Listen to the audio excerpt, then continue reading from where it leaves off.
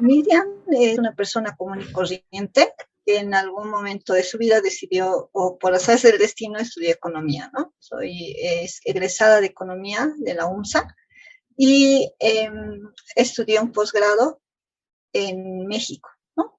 Justo ahora estoy terminando la carrera, el doctorado en ciencias económicas en la Universidad Autónoma Metropolitana. Yo vivo en la ciudad de La Paz actualmente. El tiempo que escribí para ustedes, escribí para el público, estaba radicando en México. El pensamiento andino primero es mucha fuerza, es rebelión. Cuando conocí a Felipe Quispe en persona, fue porque fui a pedirle hiciera una dedicatoria en un libro que tenía de él.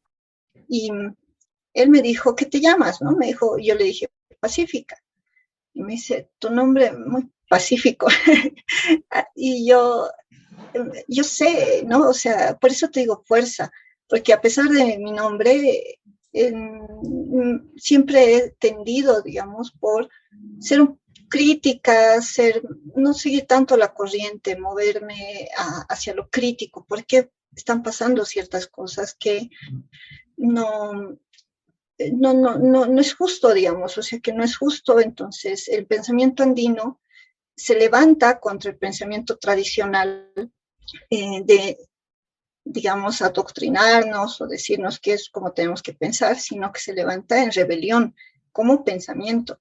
Y eso me gusta a mí. He escrito este pequeño ensayo como parte de un homenaje justo a la figura de Felipe Quispe, a la persona de Felipe Quispe. Es un escrito que sí tiene una investigación profunda sobre historia de los movimientos indígenas y sobre los ciclos económicos, que es parte, digamos, de mi formación como economista que tengo yo.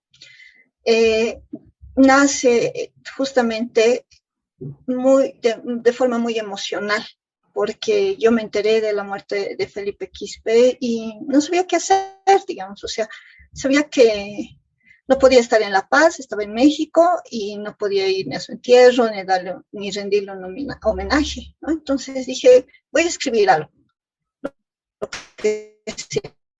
Yo voy a escribir porque es importante que quede en la memoria escrita también, no la figura, sino todo el movimiento que se genera, que claro, se vuelve figura en Felipe Quispe, pero hay un movimiento detrás muy grande y muy fuerte. Entonces dije, bueno, yo tampoco puedo escribir desde el área totalmente social, porque yo no soy ni antropóloga, ni esas carreras, ¿no? Soy economista. Entonces tengo que hacer algo, un escrito que una esta parte de movimientos indios, de esa fuerza que los movimientos indios tienen, relacionado con la economía. Y justo en ese tiempo estaba terminando la especialidad en historia económica en la UNAM y ya habíamos hablado de estos temas, ¿no? Cómo los movimientos indios habían sido parte de esta transformación de la colonia en república y cómo fueron afectados por los distintos ciclos, digamos, económicos que había, ¿no? Entonces, decidí relacionar el tema de los movimientos indios y de los ciclos económicos. ¿En qué sentido? Tratar de explicar cómo se relacionaban. Todos dicen, cuando hay crisis económica, la gente se levanta, ¿no? La gente se queja porque le afecta.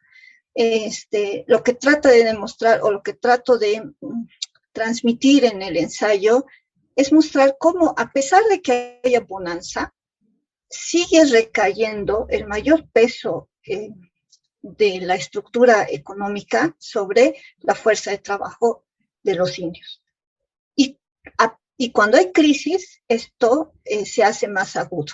O sea, los costos de esa crisis se trasladan a estos sectores empobrecidos, ¿no? Entonces, justo producto de eso se producen o se se producen las revueltas indias o están de alguna forma correlacionadas, ¿no? Ese es básicamente el trabajo. Como te digo, sí tiene bastante carga emocional, porque cuando yo decidí escribirlo era en un momento donde sí me había afectado bastante el fallecimiento de el líder indio más importante del último tiempo, como Felipe Quispe, ¿no? Entonces, así es el texto, yo pues les invito a leerlo, echarle un ojo y genial de que se pueda construir más a partir de eso. Este espacio es muy importante, ¿no? O sea, ¿por qué? Hay una forma de pensar establecido, hay una forma de contar la historia ya establecida, bastantes voces críticas, sí, pero si las voces críticas no tuvieran este tipo de espacios, ¿no? Que esas voces críticas a la historia que tradicionalmente se cuenta, con la que todos estamos cómodos, me incluyo porque así realmente nos han formado, y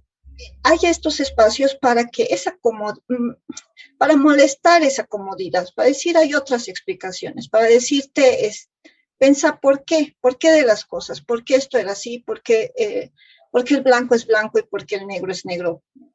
Y eso mueve el pensamiento de las personas y mueve un poco, incomoda, y eso me gusta, haciendo mucho con el movimiento de Felipe Quispe, ¿no? Él entró a incomodar, molestó a todos, incomodó a todos, propios y extraños, ¿no? Molestó a todos, y estos espacios justamente pienso yo que tienen que ser para esto, para incomodar, para molestar, para decir, propongamos nuevas cosas, ¿no? Y con crítica sobre buena base, una base formativa, buen estudio de los temas a profundidad, y se puedan formar esto. El espacio me parece ideal, necesario, muy necesario para nuestra sociedad.